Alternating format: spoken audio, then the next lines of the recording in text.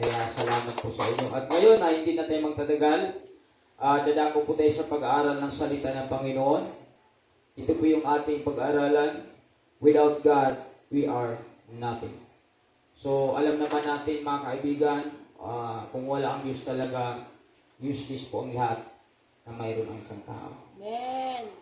Kahit gaano pa tayo kagaling, katalino, kahit gaano tayo kayaman, kasikat sa mundong ito, kahit gaano pa tayo katanyag, ngunit kung lahat na mayroon tayo, ay wala naman tayong kaugnayan sa ating Panginoon. Useless po ang lahat na yun. Walang kwenta ang lahat na mayroon tayo kung wala talagang tayong tunay na kaugnayan sa ating Panginoon. Pero alam mo, kung sa ating buhay ay talagang may Panginoon, grabe, iyon ang napakaganda. Bakit po? Dahil pag sa ating buhay may kasamang Panginoon, sa lahat ng ating ginagawa, ay talagang siya ay nakikita. Sa ating lakas, sa ating talino, ating kayamanan, o anong mayroon tayo, na-identify ang Panginoon sa buhay ng tao. At pag na-identify ang Panginoon sa buhay ng isang tao, siyempre, yun yung assurance na balang araw na magtatagumpay tayo sa lahat ng ating gagawin. Ibig sabihin, tagumpay, abutan talaga tayo ng kamatayan na namumuhay talaga ayon sa iyong kalooban. Yun ang totoong tagumpay. Na naabutan tayo ng kamatayan, namumuhay sa kalooban ng Panginoon. Yun ang totoong tagumpay, mga kaibigan. Kaya, dapat sa ating pagbuhay sa mundong ito, nakakunik talaga tayo sa ating Panginoon. Kasi pag hindi tayo nakakunik, anong mang mayroon tayo ngayon, walang halaga yan. Walang kwenta yan. Mga minamahal. Kaya, basahin natin yung supporting verse. 1 Peter 15 verse 5. Ako ang puno ng ubas at kayo ang mga sanga. Sumalinaw dito. Sino daw yung puno dito? Ang ating Diyos. Tayo ay mga sanga lang. So, kung siya ang puno, tayo ang sanga, anong mayroon siya? Mayroon din tayo.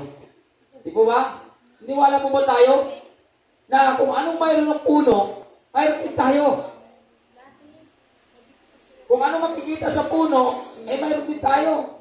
Kasi nakakunik ang sanga sa puno Ngayon kung tayo nakakunik sa Diyos, kung ano mang katangian mayroon ng Diyos, dapat magkita sa atin.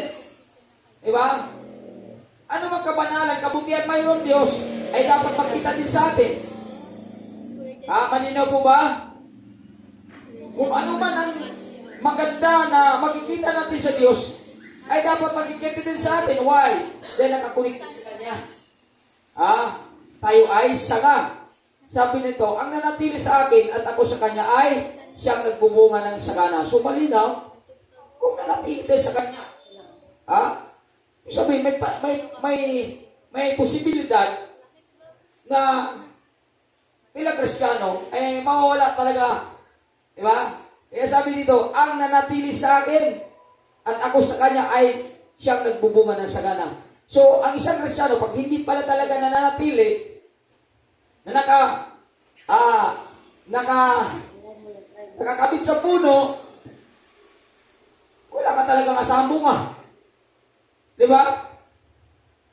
Kaya, yung isang Kristiyano, kung may Kristiyano na hindi talaga yan nakakunik sa Diyos, mga minamahal, hindi mo makitaan yan ng kakaiba. Hindi mo makita ang bunga yan. Pwede nagsimba lang siya. Pwede dumalo lang siya. Pwede nag-isa. Pwede makipag-ugnayan sa simbahan, sa relihiyon. Pero dahil hindi nakakunik sa ating Panginoon, wala kang makikita ng pagkakaiba.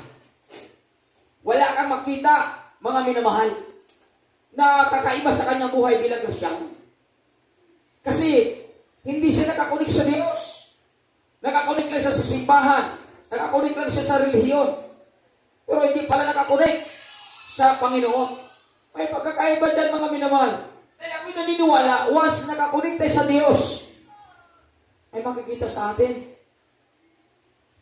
nakakaiba.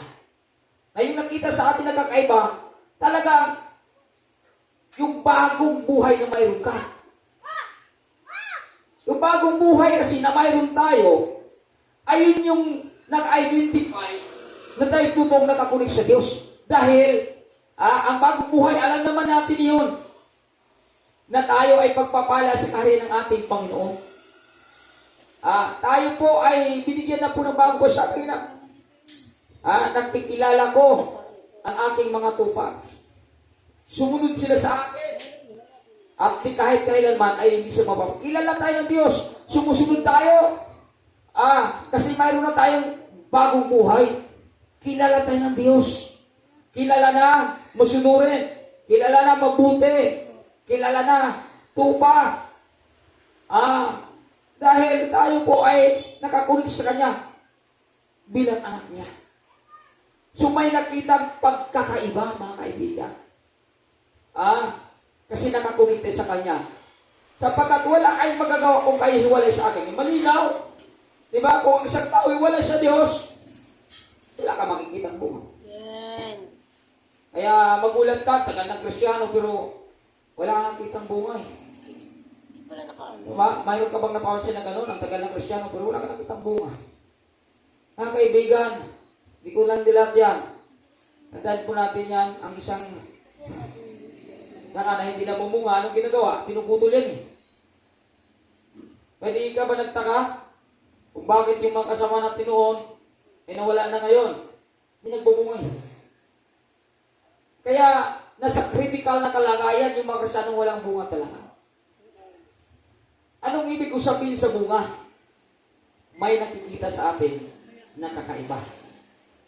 Ngayon kaysa noon. Tayo ay masunurin sa salita ng Panginoon. Tayo ay pagpapala sa gawain ng ating Panginoon. Tayo ay nakikinig sa salita ng Panginoon. Tayo ay talagang lumalakad sa salita ng Diyos at hindi natin ito binabalik. Ibig sabihin, lahat ng itinuturo sa atin, ginagawa natin. Yan po ang tunay na may kaugnayan sa Diyos. Kasi tingnan natin, nung ang ating Diyos nagkatawang tao, anong ipinapakita niya? Masuwayin ba siya? Hindi po. Lahat ng sinabi sa kanya, ginagawa niya. Kahit siya naipako doon sa Kalbaryo, nasaktan ng sugatan, hinampas, pinalo, pinibiringan, sinampal, dinuraan. Wala kang nakitang reklamo sa ating Diyos na makapangyarihan. Talagang nandun yung niya eh. Yung pagtitimpe. Kaya niyang tisin yun. Dahil makapangyarihan siya eh. Ipinapakita niya ang kanyang kapangyarihan doon sa pagpakumbaba. Ipinapakita niya ang kanyang kapangyarihan doon talaga sa talagang kaawa-awa. Di ba? Na kanyang kalagayan. Wala siyang isinusumbat. Ginawa niyang kawawa kanyang sarili. Ginawa niyang alipin na yung sarili.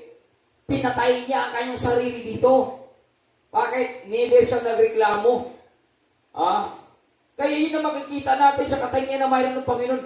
Yun yung bunga na makikita natin sa Panginoon. Bunga ng pagpapakumbaba. Di ba? Kaya sa ating buhay, once nakakunik din tayo sa Kanya, mayroon talagang makikita sa atin na alin bunga. Bunga yung nagpapakumbaba tayo. Bunga na masunurin tayo.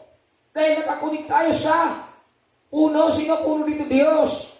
Pero kung wala tayong ganun, di ba? Kung wala tayong ganun, nakatangian, wala tayong kapangyarihan para magpapakumbaba. Wala tayong kapangyarihan para magtimpe. Wala tayong kapangyarihan para magtiis. Saan ang ating koneksyon? Diba? Saan yung koneksyon natin, mga kaibigan? Kung wala tayong ganung katangian. Diba? Kaya napakahalaga yung tayo ay nakakunik sa Diyos. Kasi without God, we are nothing. Kaya kung wala Diyos sa atin, wala makikita sa atin. Na pagkakaiba. Sumusuway pa rin tayo, lumalaban pa rin tayo, natigas pa rin tayo, reklamo pa rin tayo. Ang dami pa rin nakikita sa atin na hindi maganda. Dahil sa katunayan, ang tao bilang Kristiyano ay walang koneksyon sa Diyos. Kasi kung hindi tayo maging Kristiyano, pero wala natin kaugnayan kay Kristo. Kung hindi tayo maging Kristiyano, magkikipag-unayan ka lang sa reliyon at sa simbahan. Amen. Kaya tsakin natin ang kakonekte sa Diyos para sa ganun mayroong makikita sa atin ang pagkakaiba. Diba? Kasi kung walang koneksyon, wala talaga. Walang bunga. Kahit attitude mo, dati-dati ikaw ingitiro pa rin ngayon, ingitira pa rin ngayon. Dati-dati chismosa, ngayon chismosa pa rin. Dati-dati talagang matampuin, ngayon matampuin pa rin. Dati-dati reklamo pa rin. Anong pagkakaiba natin? Noon at ngayon, wala. Eh para bagang hindi tayo nakakunik sa Diyos. Eh dapat, i-update natin ang ating pagkakapagkunik sa Diyos. Ha? Kasi delikado mo yun eh. Kasi alam mo, pag tinanggap kasi natin ang Diyos, tandaan po natin pag tinanggap natin ang Diyos, lahat ng pangit sa ating buhay, tinatanggal niya yan. Tatanggalin niya yung pangit sa buhay mo. Kung talagang nagkipag-ugnayan tayo sa Kanya, nagkipag-ulit tayo sa Kanya, kung talaga tayo sanga mula sa Diyos, lahat ng pangit sa atin, tatanggalin niya yan, kaibigan. Tatanggalin niya yan. Walang taong nagkipag-ugnayan sa Kanya, na yung pangit na pagkatao hanggang inasa buhay ko pa. Grabe naman yan. Matatanggal na yan, mga kaibigan. Dahil nakakonekte sa Diyos. Pero kung hindi ka nakakonekte, mga kaibigan, wala pa rin nangyayari. As usual ka pa rin. Kaya mayroon tayong tatlong bagay na pag-aaralan ngayon. Una, without God, we are nothing. Is our strength. Siya ang ating lakas. Mga kaibigan, kung ang Diyos ay talagang nasa atin, ay siya ang ating lakas. Siya ang ating kayamanan. Siya ang ating karunungan. Una, natin pag-aralan. Sabi dito, is our strength. Sabi dito, bilang pagwawakas, magpakatibay kayo sa kalakasan galing sa Panginoon at sa kanyang dakilang kapangyarihan. Sumalinaw, saan galing yung kalakasan na yan? Sa Kanya. Kasi yung ating lakas, mga kaibigan, mayroon pong hangganan yan. Yung sipag mo ngayon, yung pagtitiis mo ngayon, yung pagsisikap mo ngayon, mga kaibigan, kung hindi kasama ang Panginoon dyan, magulat ka balang araw, yung sipag mo, yung excited mo, yung pagkatyaga mo, yung pagtitiis mo, bakit sa isang kisap mata nawawala? Dahil hindi pala galing sa Diyos ang lakas na mayroon ka. Pero kung galing sa Diyos ang lakas na mayroon ka, dahil totoong nakakunik ka sa Kanya, yung sipag mo ngayon, yung pagtitiis mo ngayon, yung pagtsatsaga mo yun, ngayon yung sakripisyo mo ngayon, mga kaibigan, patuloy ang makikita sa iyo. Why? Dahil ang kalakasan na mayroon ka ay galing sa Diyos. Kaya nga sabi dito, magpakatibay kayo sa kalakasan galing sa... Saan galing ang kalakasan? Galing sa Panginoon, hindi galing sa atin. Kasi yung lakas natin, mga kaibigan, pansamantala lamang yan. Yung lakas natin, temporary lamang yan. Yung lakas natin, mga kaibigan, ay hindi yan pang walang hanggan. Ngunit ang lakas na galing sa Diyos na sumasa atin ay yan ay pang walang hanggan. Kaya yun ang dapat ang makikita sa ating buhay, hindi yung lakas natin, mga kaibigan. Dahil kung lakas ang ating gagamitin, malimit ay mahina. At pag nanghina na tayo, minsan nagtatampo, nag-alboroto, at hindi na natin nagawa ang kalooban ng ating Panginoon. Bagsak, mga kaibigan. Pero kung lakas galing sa Diyos na mayroon tayo, kahit pagod ang iyong katawan, dahil lakas mo ay espiritu, ang iyong katawan susunod pa rin yan doon sa espiritu na mayroon ka. Kaya may sagawa pa rin ang kalooban ng ating Panginoon. He is our strength because we are connected in Christ. Kasi mga kaibigan, kung wala ang Diyos sa ating lakas. Kung wala ang Diyos sa ating lakas, hindi natin patuloy magawa ang kalooban ng ating Panginoon. Kaya nakakalungkot pa gano'n. Kaya dapat tsakin natin sa lakas natin ngayon, sa sipag natin, tsaga pagtitiis, pagtsatsaga, o anong ginagawa natin na talagang nakahanga-hanga dapat. galing sa atin. Kung sa ganun, lagi natin masunod ang kanyang kalooban. Amen. Sunod natin pag-aralan. Pangalawa, He is our treasure. Kaibigan, siya ang ating kayamanan. Kasi sa kayamanan na mayroon ka sa mundong ito, kahit gaano ka kayaman, kahit gaano ka kakilala, dahil gaano ka katanyag dahil sa kayaman na mayroon ka. Oo, mabili mo ang lahat ng mga bagay sa mundong ito. Oo, mapuntahan mo ang lahat ng lugar sa mundong ito. Oo, makuha mo na ang gusto mo. Ang lahat ng bagay sa mundong ito. Dahil mayaman ka nga eh. Lahat mabibili mo. Lahat makukuha mo. Lahat magagawa mo. Dahil may kayamanan ka sa mundong ito. Ngunit, mga kaibigan, kung wala ang Diyos diyan sa kayamanan mo, nakakalungkot dahil anumang kayamanan mo, yan ang magtulak sa iyo para pabutak sa impyerno. Kaya kung anong kayamanan na mayroon ang isang tao, dapat may kasama ang Diyos sa yaman na mayroon ka. Kasi alam mo kung ang yaman na mayroon ng isang tao, kung kasama ang Diyos dyan, lagi kabahagi ang Diyos sa anong mayroon ka. Dahil nakakunik din sa Kanya eh. Di ba? Ang mga tao na nakakunik sa Diyos, anong mang mayroon sa Kanya, may kabahagi ang Diyos. Kaya kung mayaman ka sa pananampalataya, di ba lagi mo nagawa ang kalooban ng Diyos?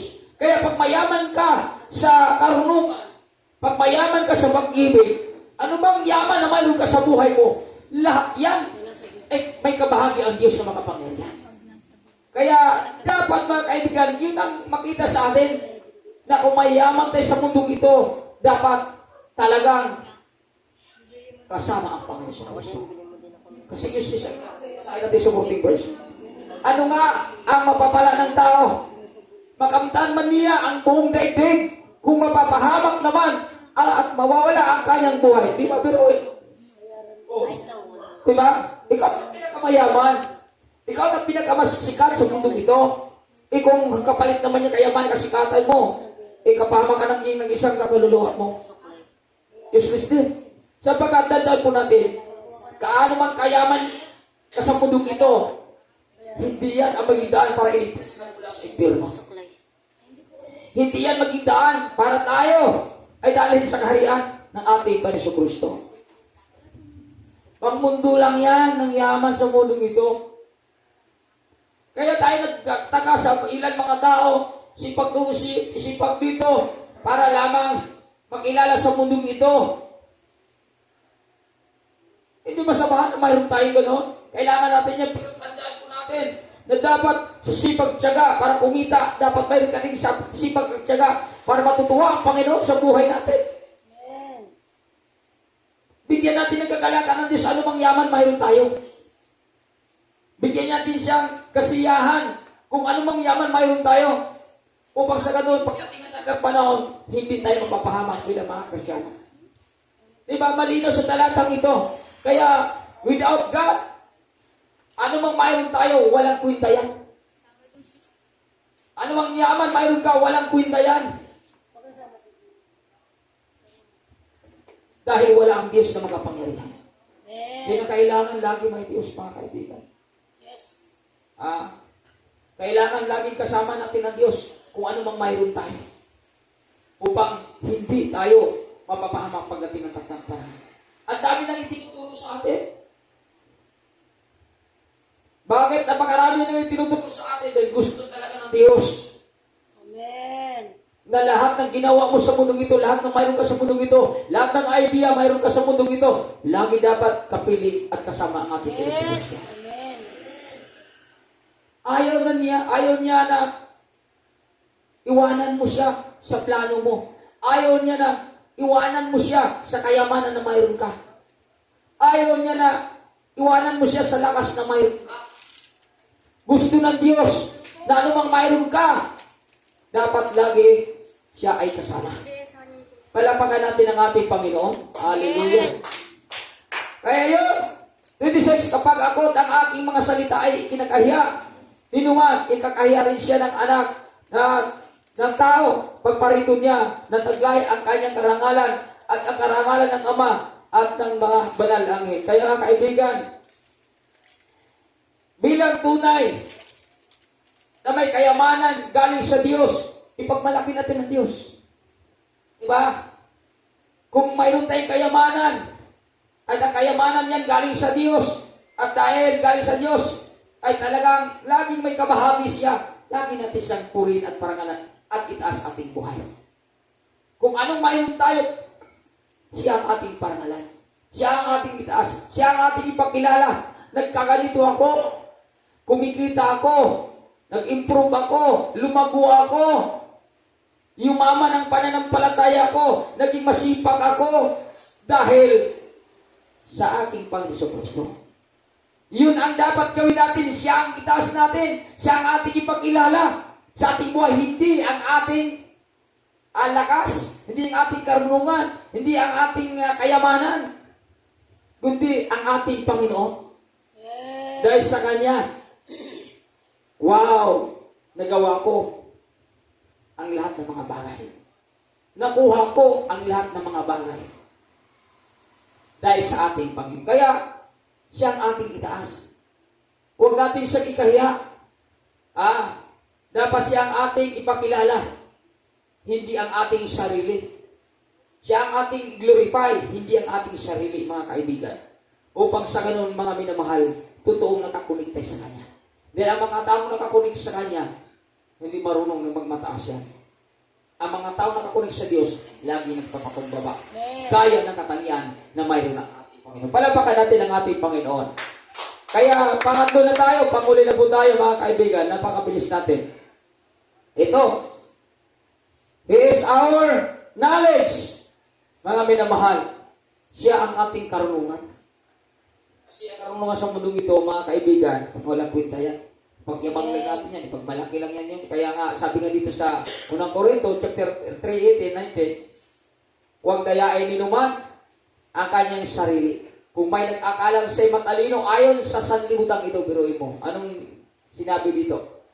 Aminin niyang siya'y mangmang upang maging tunay na marunong. Grabe. Alam naman natin yung magagaling sa mundo ito. Diba? Kung saan nila ginamit ang kanilang karunungan, kung saan nila ginagamit ang kanilang katalinuhan. Sa mundong ito, mga kaibigan, yung matuwid, sa marunong gagawin niya yan, babalikin niya yan, balugputin niya sa mundong ito. At kung ano yung hindi matuwid, sa mundong ito, pwede niya kaibigan. Ibig sabihin, pwede niyang i-compromise. Pwede niyang i-compromise dahil sa talino ng tao sa mundong ito. Yung mali sa mundong ito, kaibigan, pwede niyang gawing tama yan. Yes. Yung tama sa mundong ito, pwede niyang gawing mali. Ganon katalino ang daigdig na ito, kaibigan. Kaya nga, binaliwala ng Diyos yan. Aminin niyang siya'y mangmang upang maging tunay na marunong. Diba? Alam naman natin, mga kaibigan, karamihan sa magagaling at marunong, kaibigan, alam na natin yan. Kaya, dapat, anumang karunungan na mayroon tayo, ay dapat, ito po, ay galing sa Diyos dahil nakakonekte sa Kanya. Kasi kung ang ating karunungan na ay walang koneksyon sa Diyos, walang Diyos, mga kaibigan, ito nga, galit ang Diyos sa mga tao may karunungan ng pansanlibutan lamang. Sabi nga sa 19, sapagkat ang karunungan sa libutan ito ay kamang-mangan sa paningin ng Diyos. Ano daw? Ang karunungan sa mundo ito ay kamang-mangan sa paningin ng Diyos. Kasi sabi ko nga kanina, alam na natin kung ano ang diskarte sa mga marurunong sa mundo ito. Noong unang kapanahonan mga Hudyo, mga Parisiyo, napakagaling, napakatalino. Kaya humahanga ang Diyos sa kanila Kaya nga sabi nga ng Panginoon sa kanyang mga disciple, kung hindi nyo kung anong kanilang itinuturo, ano ang kanilang inutos ay talagang susundin nyo. Ngunit huwag nyo tularan ang kanilang ginagawa sapagkat hindi na ginagawa ang kanilang itinuturo. Doon sila bumagsak. Kaya nga sabi sa Aklat ng Matthew chapter 5 verse 20, kung ang pagsunod ninyo katulad ng mga Parisiyo at mga eskriba, hindi kayo makakapasok sa kanya. Bakit? Turo ng turo, hindi naman nila ginagawa. Business po yun mga kaibigan. Kaya, mga Panginoon, talagang umangas sa karunungan ng tao. Pero, mga kaibigan, ang resulta dito ay pagkabigo. Bakit? Hindi nila ginagawa kung ano man ang kanilang tinuturo. Magaling marunong sila. Matalino sila kamo. Kaya ka, sabi dito na sa pagkakaroon ng sanlibutan ito ay kamamangan pa rin. Kamamangan, bakit wala? Kasi hindi ka. Puro kang turo, puro kang utos. Hindi mo ginagawa. Di ba? Eh, mali-mali na. Turo ka ng turo, hindi mo ginagawa. Mali na yun, mga kaibigan. Di ba? Kaya, mga kaibigan, galit ang Diyos sa mga ginagawa ng mga matatalino sa mundo ito. Kaya, pinaniwalaan niya. Kaya, mga kaibigan, sa mundo ito, kahit gaano ka katalino, gaano ka kasikat, gaano ka kakilala dahil sa talino na mayroon ka. Ngunit, kung wala naman ang Diyos sa buhay na may talino ka, mapapahamak ka pa rin. May kapahamakan pa rin, mga kaibigan. Kasi ang kaligtasan hindi madadala sa talino yan. Hindi madadala sa karunungan yan. Hindi madadala sa diskarte, sa talino na mayroon ka, ang kaligtasan. Ang kaligtasan ay talagang ipinag-aloob yan ang ating Panginoon sa pamamagitan ng kanyang buhay. At pag tinanggap mo siya, yung karunungan mo hindi pa sa libutan, panlangit yan. Kaya na pagkakata yung panlangit na karunungan, anong sabi dito? Sa sunod, at talata, ay, di pa ito. Ano ngayon ang kabuluhan ng mga marunong? Ng mga tagapagturo ng kautusan, ng mga mahusay na libatista sa kapanahonang ito, ipinakita ng Diyos na ang karunungan ng sanlibutan ito ay pawang kahangalan lamang. Ibiruin mo, mahusay nga, di ba? Yung mga magaling, di ba? Ito, away doon, gulo doon. Pero pinagbawal yan. Pero hindi na pinagbigan eh. Nakipag-away, nakipagtunggalon, ay sinagtama, siya mali. Eh, pag natalo yung kaaway, pinagtawanan, may insulto, sinasaktan, eh, mali. Gulo ang gusto nila. Yun ang gusto ng mga marunong. Ayaw magpatalo yan. Makipag-away, makipag-debate, dahil siya tama, sila ang maligtas. Wala ka kasulat sa Biblia. Ay, pag-away ka, pinagbawal na yan, mga kaibigan eh. Yun yung mga marunong, kaya galit ang Diyos sa mga marunong mo na makamundo lang. Pinagyabang kung ano mayroon. Hanggang bibig lang. Talino ka lang. Magaling ka sa magaling pagdating sa memory. Magaling at matalino ka pagdating sa pag-aral. Pero kumusta ang spiritual mo? Matalino ba yan? Nasunod ba yan ang sinabi ng Panginoon? Yun ang problema natin, mga minamahal. Na ilang mga marunong ay talagang sinisira na nila ang sinabi na sobrang kahit galit ang Diyos sa mga tao marunong sa mundo nito. Kaya kahit gaano ka karunong, sabi ko, kahit gaano ka katalino, karunong ka sikat, kakilala, kung wala ang Diyos sa'yo, without God, walang kwenta pa rin ang karunungan mayroon. Without God, we are nothing. Kaya walang kwenta pa rin yan, mga kaibigan. Kaya napaka-importante, kung ano ang karunungan na mayroon tayo, dapat galing sa Panginoon yan, nakakunik tayo sa Panginoon, kasi napakaganda yung karunungan galing sa langit, mga minamahal. Ano sabi dito? Sunod, huling talata natin pag-aralan. Biruin mo, hindi karunungan na mula sa langit. Ito po, ang gusto ng Diyos. Ano karunungan ba? Sultan sa langit. Una sa lahat, malinis. Malinis yung ating kaisipan. Malinis ang ating puso. Malinis ang ating ginagawa. Wala tayong dinadaya. Wala tayong sinasaktan. Wala tayong inaaway. Bakit? Karunungan niya galing sa Diyos eh. Diba yun ang talagang gusto ng Diyos sa makita sa atin? Karunungan na talagang, kung mayroon tayo ganitong karunungan, ay talagang nakakonekte sa Diyos. Talagang, mayroon tayong kaugnayan sa Diyos. Kasi ito yung karunungan naman, mayroon tayo. Akala ko sabi niya dito, maamo. Hindi maamo. Maganda. Mabuting tao. Diba? Mapagbigay yun. Mapagbigay ka. Hindi ka ikaw lang laging pagbigyan. Mapagbigay, di ba? Ang sunod, puno ng awa. Pero tayong sinayong na kumpasyon, maawain tayo. Diba yun yung talagang karunungan na galing sa Diyos. Galing sa langit, galing sa mundo. No? Kung galing sa mundo karunungan, mga kaibigan, walang ganun, mga minamahal. Madaya ang mundo. Kaya galing siya sa mga pamundo. Masaganang namumunga, nagpuputing gawa, hindi nagtatangi at hindi pero ito yung karunungan. Nagkukunwari, nagtatangi ba? Ang karunungan galing sa Diyos, hindi po. Di ba napagaganda yung karunungan galing sa Diyos? Kaya, kung ano mang karunungan mayroon tayo, dapat talaga ito ay nakakunik sa Diyos. Kasi kung nakakunik sa Diyos ang ating karunungan, napakaganda ang ating ipapakita sa kapwa natin.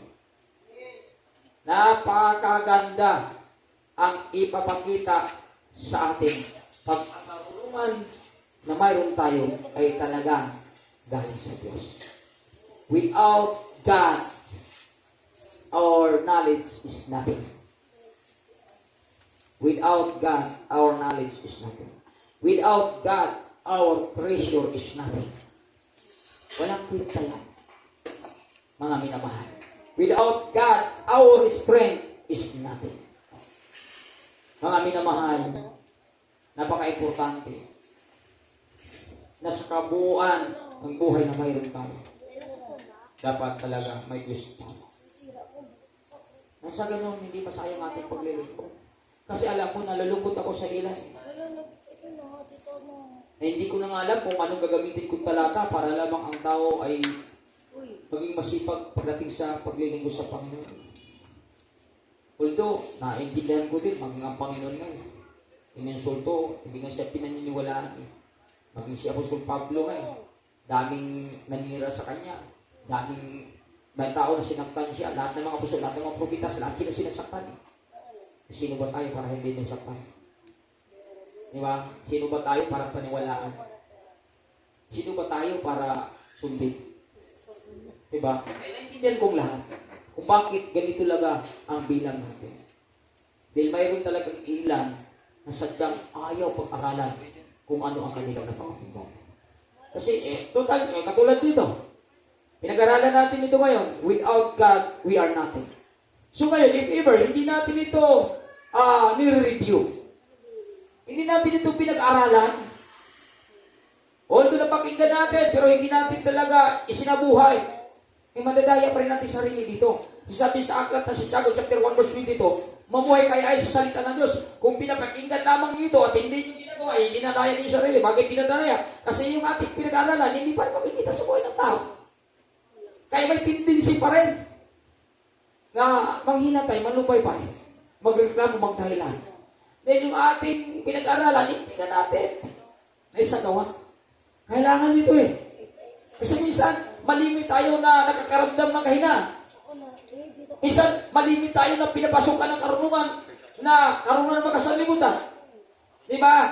Minsan, darating sa ating buhay na kayamanan natin na isang minsan nagbibigay sa atin ng kahinaan. Nawala na ang aking ganito nung ako'y naglilingkod kay Kristo. Ano bang kayaman mo nawala nung ikaw naglingkod sa ating Panginoon? Minsan, malula tayo doon. Maraming tao na pagdating sa sinubok, nung ikaw ay naglilingkod, ay nawala na lahat ng mga bagay na mayroon ka, na-struggle ang buhay mo, nagawin ang buhay mo. Ngayon, mga kaibigan, kung hindi natin naunawaan ang ating pinag-aralan, pwede mag-collapse ka. Pwede sabihin mo, ay wala pala yan, hindi pala pagpapala yan. Dahil hindi mo paalala na sinubok ang iyong pananampalataya, yung ginto nga na tutunaw, ay ginto nga na nasisira, ay sinubok ka. Pamakita talaga na tunay na ginto, mas lalo na ang ating pananampalataya na hindi pa sa ginto, sinusubukin o pamakita tapat. Kaya minsan, tatanggalin yung kayamanan mo na nagbibigay sa ng kagalakan habang ikaw ay dibutin pagsunod kay Kristo. Ngayon, kung hindi ka aware sa ating pinag-aralan ngayon, magdahilan mo magsalita. Ang dahilan mo, wala ka. Kaya mga kaibigan, nawain natin ang ating pinag-aralan. Kaya natin nag-aral. Dahil in the future, hindi natin maiwasan na makakaranas tayong ganito problema sa buhay natin. At napag-aralan natin ito, na-review natin lagi, maging aware ka na at hindi na makapasok ang kaaway sa buhay mo. Wala na siyang access sa puso't isip mo. Bakit napag-aralan natin at isinay sa buhay mo, mga kaibigan? Kaya napaka-importante, ano bang pinag-aralan natin? Ay talagang i-apply natin. Huwag lang pakinggan. Kundi gawin natin, mga kaibigan. Upang hindi tayo magtiwangwang sa ating paglilingkod sa Panginoon. Huwag na tayo tumulad sa ilan na naglingkod ngayon. Ang sinubok, nawala na. Away, doon, away dito. Yun ang dahilan, nawawala na. Kasi mga minamahal, hindi natin i-apply kung anong ating napapakinggan. I-apply natin. Kasi pag na-apply natin yung ating napapakinggan, ano mang dumating sa pagsubok natin, kaya natin lagpasan. Kaya natin malagpasan. Dahil ang itinuturo sa atin ay talagang ating ginagawa sa ating buhay. Ay napaka-importante yan. Kaya huwag natin kalimutan ng ating pinag-aralan ngayon, without God, we are nothing. Yes. Kaya anumang lakas na mayroon ka, dapat lakas galing sa Diyos yan. Anumang yaman mayroon ka, dapat yaman galing sa Diyos yan. Kung anuman talino mayroon ka, dapat galing sa Diyos yan. Ibig sabihin, lahat yan ay nakakunik sa Diyos. Ano mayroon ka? Upang sa kanon, magtatagumpay ka sa paglilingkod mo sa ating Panginoon. Nalampagan natin ang ating Panginoon at tayo tumayo upang manalangin sa pagtatapos sa gawain ng ating Panginoon. Hallelujah, Jesus. Yes, Lord, maraming salamat, Panginoon, sa kabutihan mo. Maraming salamat, Panginoon, sa mensahe mo. Maraming salamat, Panginoon, sa kapahayagan mo. Maraming salamat at tunay nagministeryo ka sa buhay ng bawat isa. Ako ay sumampalataya, Panginoon, na may panibago kang lakas. May panibagong tapang, tatag, tibay na pananampalataya na itinaragdag mo sa aming buhay. Kaya maraming salamat sa mensahe na binigay mo sa amin, Lord. Hayaan niyo po, Panginoon, na matuto pa kami sumunod sa ikalooban na sa mensahe na ibinigay mo sa amin ngayon. Hayaan mo, Lord, na lalo pa kami excited na dumalo sa iyong gawain na sa mensahe na binigay mo sa amin ngayon. Hayaan mo, Lord, na mas lalo pa kami mag-aapoy sa aming paglilingkod sa mensahe na ibinigay mo sa amin ngayon. Ako'y naniniwala na mangyari dito sa bawat isa. Dahil alam ko, may itinuturo ka sa amin ngayon sa mensahe ito. At maraming salamat din na palakas ang aming espiritual na buhay dahil sa ibinigay mo sa aming pagkain ngayon, Panginoon. Salamat, Lord, at ayahaan niyo po, Panginoon, na lahat na narito, nakikiusap po ako sa inyo. Pagpalain mo na walang lubusan, physical, spiritual, financial, material, at palutan mo na sila na iyong kapangyarihan habang sila nabubuhay sa mundong ito, upang makapabuhay sila sa mundong ito, punong-puno ng kagalakan at kasaganan. Lord, ang bawat isa pansamantala na uuwi sa kalantahanan, ingatan mo na at gabayan sa daan, nang sa ganun makakarating sa bawat tahanan, ligtas at may kagalakan. Lord, kalugdan mo nawa, tagapin mo nawa ang aming papuri, pasalamat, pagsapat, pagdakila sa gabing ito. Sa tanging pangalan ni Jesus, ang lahat ay magwi ka ng malakas na. Amen and amen and amen. Maraming salamat at pwede tayo makaupo saglit. I-circle natin yung upuan. Ayan, dahil mayroon tayong prayer meeting saglit, no? Kuya.